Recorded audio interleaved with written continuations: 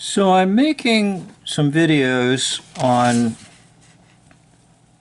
the categories of conspiracy, and I boiled them down to three categories: the great conspiracy, the greater, and the greatest.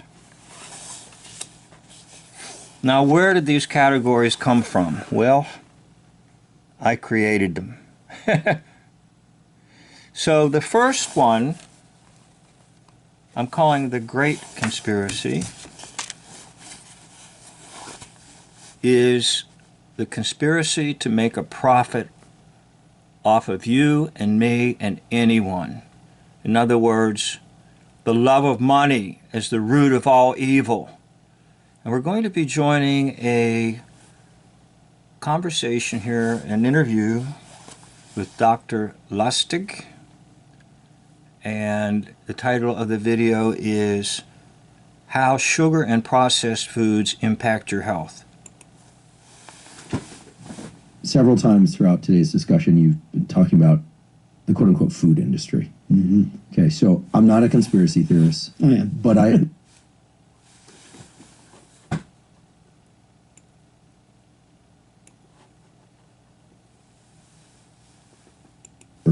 generates fat.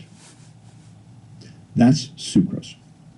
High fructose corn syrup is essentially one molecule of glucose, one molecule of fructose, not bound together. No glycosidic linkage. So they're free.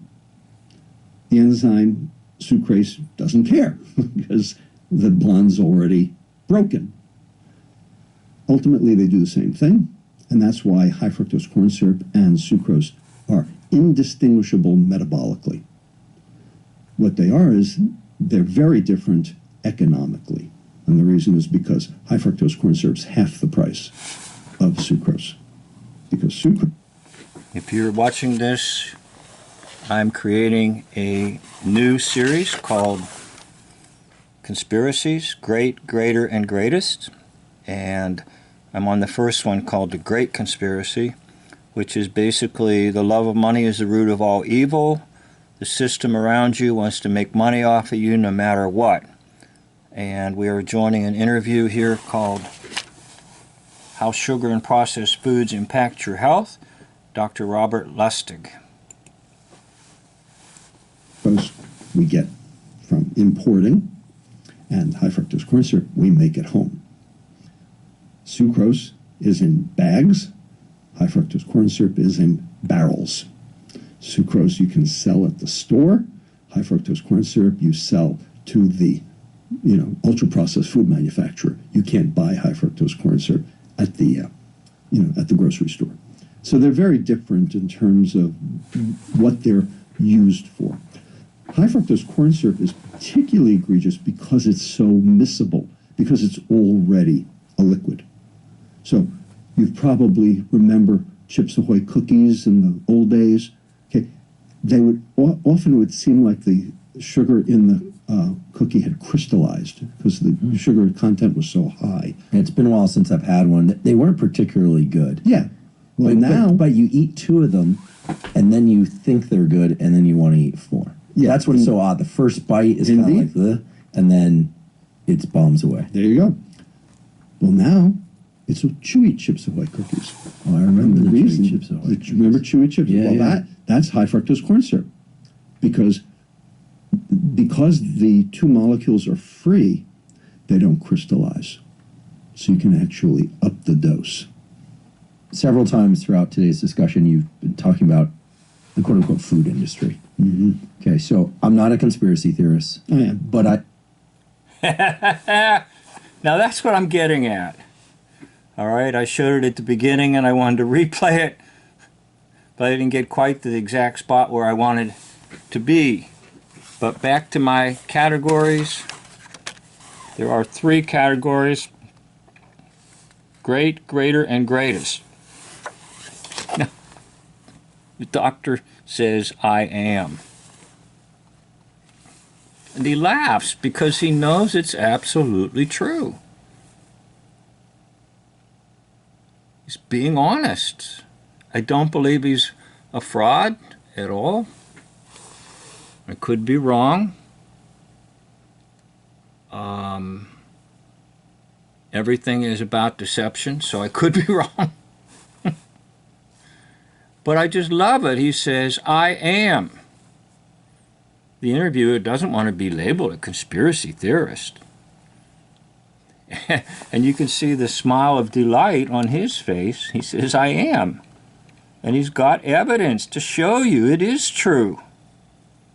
Basically tell you that in the average grocery store, 75% of the items in there are absolutely no good for you at all. And it's leading to obesity. Why? Because the food industry has chosen to spike everything with sugar. And the sugar comes in a multitude of different names so that you do not recognize it. And the additional consumption of sugar in the human body has produced a society of overweight and even obese individuals.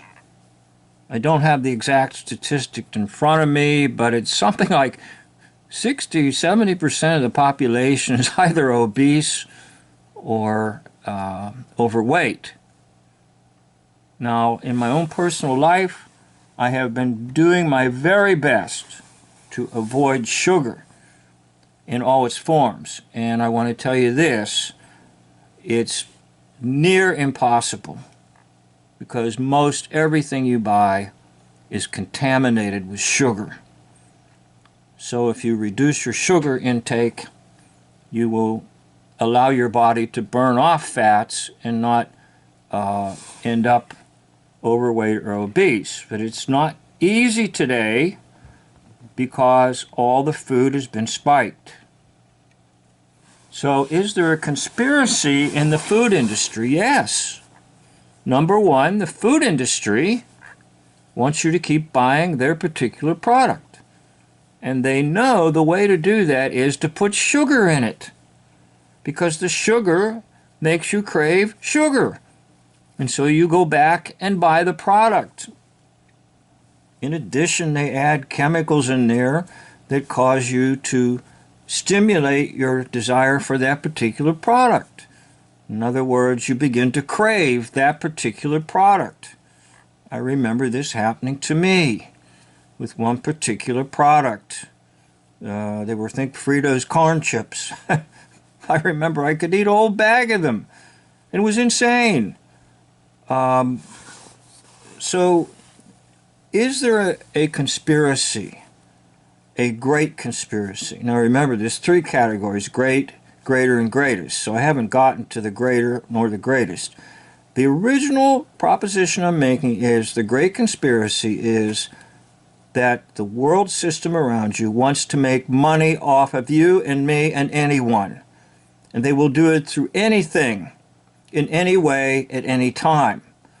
This is just one example of the love of money as the root of all evil. The food industry wanting you to continually buy their product so they continually dump sugar in it.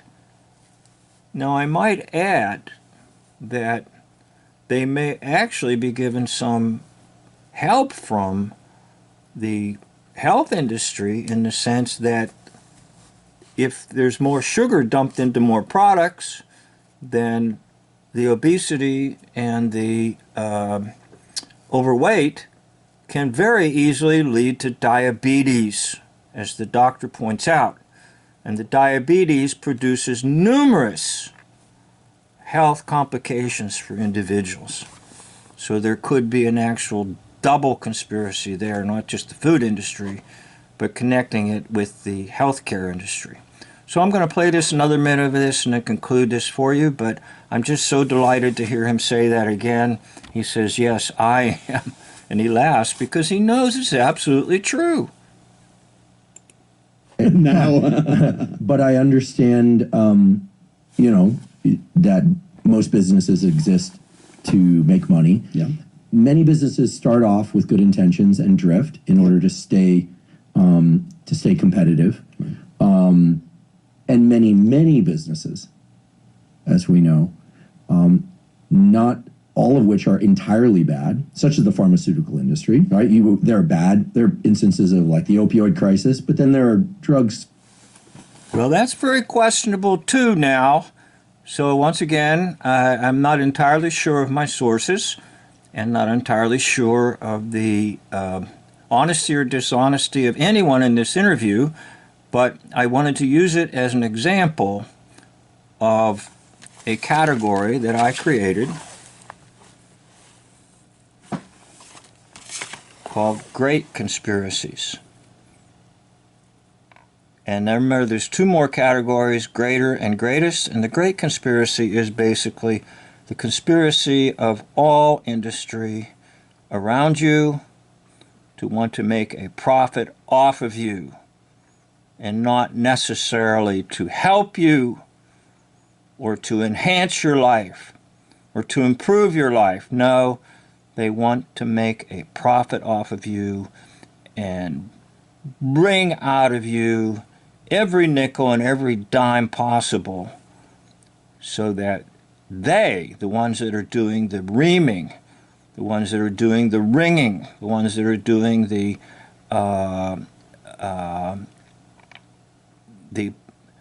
squeezing the sponge, they are the ones who are getting wealthy and have all the luxuries in life, and you get poorer and poorer because they know the conspiracy.